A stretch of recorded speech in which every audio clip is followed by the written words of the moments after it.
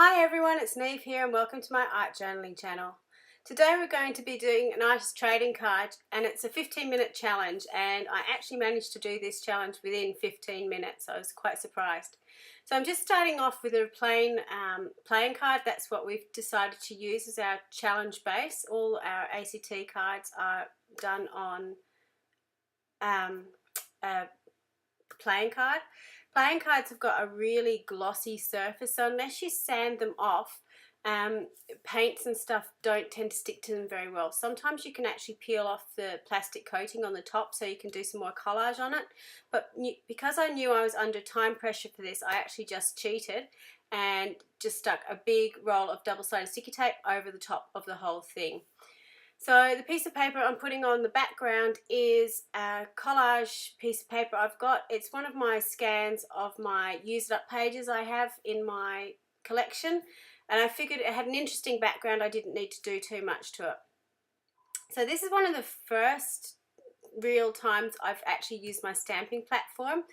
I don't tend to use it very often. I suppose because I've always been stamping and I've always done without it. I've never really found it a necessary thing to have. I've never really worked out what I can use it for, but I actually quite like this technique. So I'm stamping in the Distress Oxides, starting off with Twisted Citron, and then what I'm doing is putting some of the other colours of the oxides over the top and doing it in random patterns, so not fully covering the whole image. So I get this sort of mottled look to my stamped image. You can still see the other colors coming up, so building up those layers. And the good thing about doing this with the stamping platform is that you know it's going to stamp in the same place every time. It's not, the stamp isn't going to move, your card isn't going to move, so you can really put it over the top. So these are some Dina Wakley stamps that I've got, and I'm now overlaying one of the outliner contour stamps over the top as well, just using a archival ink to do that, so you get that strong contrast. Now I'm going in and putting some more words over the top, and I think it says "Don't be tamed." So I'm starting off with some purple, but it blended into the background a lot, so I wanted to make it stand out more, so I decided to use the purple as a shadow and slightly move the image, the phrase, so it's just off center slightly, so you get that sort of shadowed effect. Now when I did it, I actually just moved it a little bit too far, but I didn't mind the effect in the end. You can sort of see that drop shadow of the purple in the background. I found it really handy to be able to do that stamping, especially on a small surface like the trading card, with knowing that things weren't going to move around too much. So to brighten it up, because I had extra time to spare, I've got out my handmade watercolors. These are watercolors by Designs by Rachel Beth, and I'm just adding some random watercolors into the background. These are the neon colors from the Hello Spring set. Because the image that I have, or the background paper I have, was printed onto, was laser printer, you can see that the watercolor isn't seeping into the background as much as it could do. Now that isn't too much of an issue. It does actually dry on the surface, but it sort of gave a really cool effect. If you're really concerned about it or it wasn't working for you, certainly water down acrylics would work really well and give you a very similar effect to this. So now I'm going in with some metallics, so these purple metallics, and again, the image here, you really don't get to see the full effect of the metallics until it's sort of held up nice and close. When it dries, it just gets this beautiful shimmer across the whole surface. So just going in with a water brush and adding just splodges here, there and everywhere.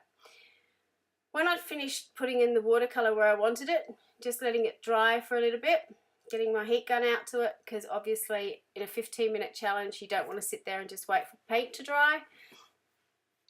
Having the heat gun too evaporated the surface pretty quickly, so that was good.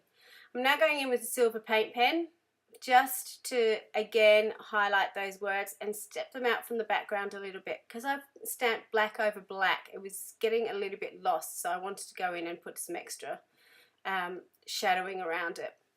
And now all I'm doing is going in and just doing some mark making in the background with some paint pens.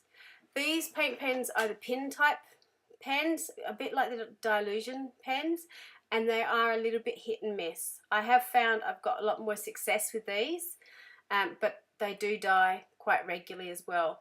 The Posca paint pens I find are most successful for me are the they're called bullet tip, but it's the extra fine one. I think it's 0.7 millimeters, and it's more like a felt tip pen end. Very much like the very fine Sharpie used to be before they discontinued it. So that's my favorite white pen that I'm using and tend to use. But if worst comes to worst, these pin tip pens do work fine as well. So I was just trying to find some stamps to stamp in the background just to add a little bit more texture. And again, these are all Dina Wakley stamps. And I'm going back in with that Twisted Citron just to add some of that green back into the background. I really love that mark making set from Dina Wakley with the big stars on it. I find I have a lot of use for them, so it comes out very regularly. At the moment, off screen, I'm going through a little ephemera box here, which unfortunately I didn't have in camera view. Kerry, who I'm doing this swap with, very kindly sent me a whole heap of just little ephemera pieces and little chipboardy type pieces, which I really, really liked, and I thought they'd be fabulous just to finish off this piece. So she had this cool arrow and the little asterisks, and I thought they'd be nice to sort of add on as a little bit of extra texture to this page, because it is very one-dimensional just with the stamping and the colours in the background. So I'm just trying to find the right placement for it. The good thing about it with 15-minute challenge is you really don't have that much time to think. You need to be fairly organised. It's a bit like those Jamie Oliver 15-minute cooking. Yes, you can cook in 15 minutes, but you actually have to have everything ready beforehand before you get it done. So having the stamps you want to use or the ephemera you want to use sitting around is really handy as you're waiting.